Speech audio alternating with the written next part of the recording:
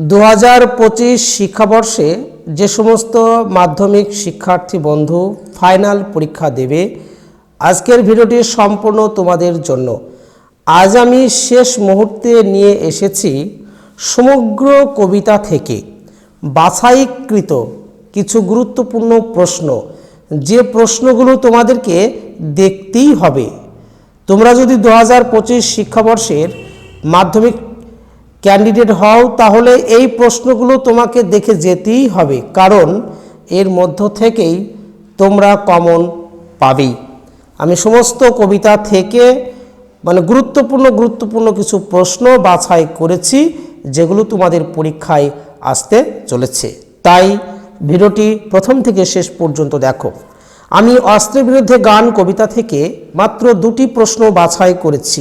এক, অস্ত্রের বিরুদ্ধে গান কবিতার মূল বক্তব্য আলোচনা করো।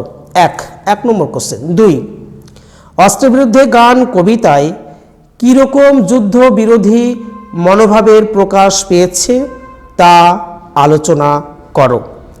আরেকটি প্রশ্ন হালকা করে দেখে রাখবে এখানে, অস্ত্র ফেলো অস্ত্র রাখো গানের দুটি পায়ে উদ্ধৃতাংশটির কবিতার মূল সুর কীভাবে ধ্বনিত হয়েছে তা আলোচনা করো। পরে দেখো কোশ্চেন, তোরা সব জয়ধ্বনি কর।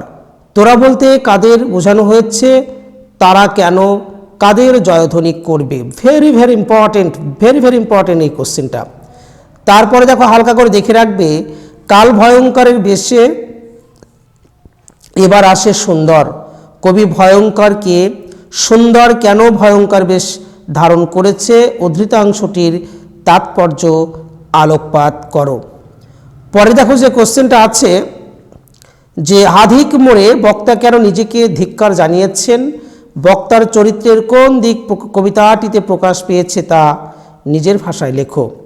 হালকা করে এখানে দেখে রাখবে, আর একবার পিত দেহ আজ্ঞা মোড়ে কোন আদেশের কথা বলা হয়েছে, আর একবার কথাটির তাৎপর্য কি ছিল, কোন আদেশ সে লাভ করেছিল। পরে দেখো যে প্রশ্ন, অভিষেক থেকে আসার এবার প্রবল কিন্তু সম্ভাবনা আছে। এই প্রশ্নটা খুবই গুরুত্বপূর্ণ, দেখে রাখবে। নমিপুত্র পিতার চরণে করজোড়ে কহিলা, পিতা ও পুত্রের পরিচয় দাও। পাঠ্য কবিতা অবলম্বনে পিতা ও পুত্রের কথোপকথন নিজের ভাষায় লেখো। পরে দেখবে হালকা করে দেখে রাখবে, হাই বিধি বাম মম প্রতি বক্তাকে তার এমন মন্তব্যের কারণ কি।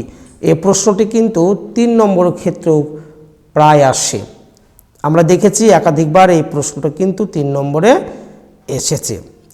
তারপরে দেখো খুবই গুরুত্বপূর্ণ প্রশ্ন এটা, যে অভিষেক করিলা কুমারে, কুমারকে কবিতা অবলম্বনে কুমারের চরিত্র বিশ্লেষণ করো। অথবা প্রশ্নটা ঘুরিয়ে দিতে পারে, অভিষেক কবিতা অবলম্বনে ইন্দ্রজিৎ চরিত্রটি আলোচনা করো। খুবই গুরুত্বপূর্ণ প্রশ্ন এটা।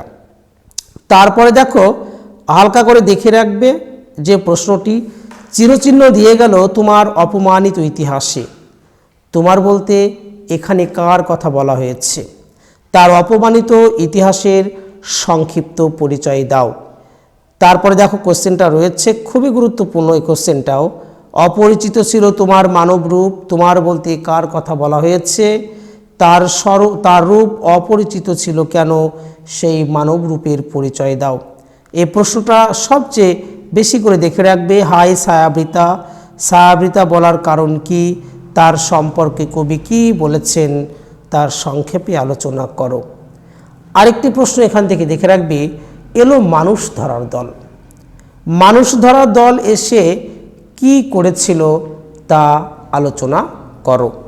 তো দেখবে ওই যে অপমানিত ইতিহাস, তার উপরে দেখবে, পাঠ্য বইটা তোমরা ভালো করে দেখবে খুলে, তার উপরে 4-5টি যে লাইন আছে, বা ওই যে মধ্যস্থরে যে লাইনগুলো আছে, হাই ছায়াবৃতা থেকে শেষ পর্যন্ত এই লাইনগুলো ভালো করে দেখবে। এখান থেকে পরীক্ষায় আসার প্রবল সম্ভাবনা কিন্তু আছে। তবে এলো মানুষ ধরার দল, মানুষ ধরার দল বলতে কাদের বোঝানো হয়েছে, তারা এসে কি ঘটনা ঘটিয়েছিল তা আলোকপাত করো। খুব গুরুত্বপূর্ণ প্রশ্ন। অশোকে একজন থেকে আমি মাত্র 2টি কোশ্চেন বাছাই করেছি। যেখানে ছিল শহর সেখানে ছড়িয়ে রইল কাঠকয়লা। অসুখী একজন কবিতা অবলম্বনে শহরের এই পরিণতি কিভাবে হয়েছিল তা লেখো। বা এই প্রশ্নটা হতে পারে যে অসুখী একজন কবিতায় যুদ্ধের যে ভয়াবহতার পরিচয় কি পায় তা আলোচনা করো। খুব গুরুত্বপূর্ণ প্রশ্ন কিন্তু এটা। বা এই প্রশ্নটা আবার ঘুরিয়ে আসতে পারে, তারপর যুদ্ধ এলো, কোন ঘটনার পর যুদ্ধ এলো, যুদ্ধের ফলশ্রুতি কী হয়েছিল। মারাত্মক গুরুত্বপূর্ণ প্রশ্নটা, খুবই গুরুত্বপূর্ণ। তার সঙ্গে হালকা করে দেখে রাখবে আজকের সম্ভবত শেষ প্রশ্ন, সেই মেয়েটির মৃত্যু হলো না, মেয়েটির পরিচয় দাও, মেয়েটির মৃত্যু হয়নি কেন তা আলোচনা করো। আরেকটি কোশ্চেন হালকা করে দেখে রাখবে, শিশু আর বাড়িরা খুন হলো, কেন খুন হলো, খুন শব্দটি প্রয়োগের সার্থকতা আলোচনা করো। তো বন্ধুরা, আমরা শেষ মুহূর্তে দেখবে তোমাদের জন্য বাছাইকৃত যে গুরুত্বপূর্ণ কিছু কোশ্চেন দিলাম। সমগ্র কবিতা থেকে তোমরা অনেকেই মনে করতে পারো যে স্যার যে কবিতা থেকে তো অনেকগুলো প্রশ্ন দেওয়া হলো। দেখো, আমাদের কবিতা কিন্তু অনেকগুলো আছে, ধরো 4টে থেকে 5টা কবিতা এবার আসার প্রবল সম্ভাবনা। তোমরাই বলো, যদি একটা কবিতা থেকে আমি 2টো করে প্রশ্ন দিই তাহলে 5 দুগুণে কত 10টা প্রশ্ন কিন্তু হয়ে যায়। একটা কবিতা থেকে 2টো করে প্রশ্ন তো পড়তেই হবে, তাই না?